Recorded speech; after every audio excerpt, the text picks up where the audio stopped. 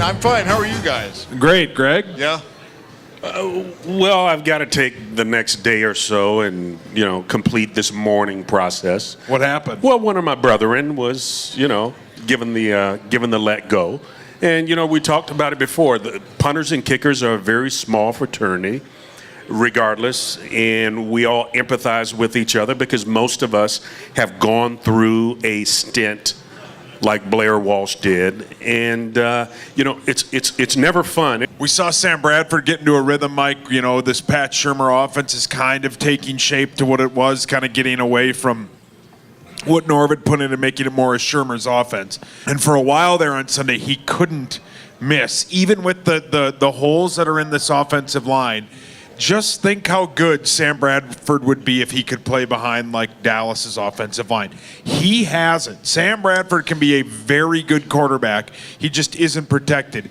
Can Jeremiah Searles, who we think will play on the right side, and TJ Clemmings at least keep the cavalry down long enough to get the ball out on these 2-3 second plays to get the ball to Diggs or to get the ball to Rudolph or to get the ball to, you can't find Charles Johnson with a flashlight or if Laquan Treadwell plays. Well said. Gee. You would only hope that at this point they could protect a three-step drop. It's all musical chairs again. Now we've got everyone playing different positions again. When you have to flip a second-year pro from right tackle to left tackle, I like the way he played left tackle. I'm going to stand with that assessment. I think he needed more time, and I think he'll get better at it, and he better, because he's over at left tackle now. But Sam Bradford is a good quarterback. He's won me over. I didn't know what to think when he came in, but man alive, even under duress, under a lot of pressure, being sacked and hit hard. He keeps getting up off the ground and coming back. He gets hit hard. Yes, man. He does. He takes it right in the mouth. Yes, he does. But he's a tough guy, and he will stand in there and throw a beautiful football still. I tell you what I saw for the first time since Sam has arrived in Minnesota. I saw some sheer emotion from him on Sunday. Frustrating emotion as it was, but it was the first time that I saw fire in his belly. Yeah, that's good. And you got to have it. Who wins on Sunday and how do they do it? I don't know what to say on this one. I've been thinking about this myself. The Cardinals are not a bad team. They're a very good team when they're on. They barely got past last week.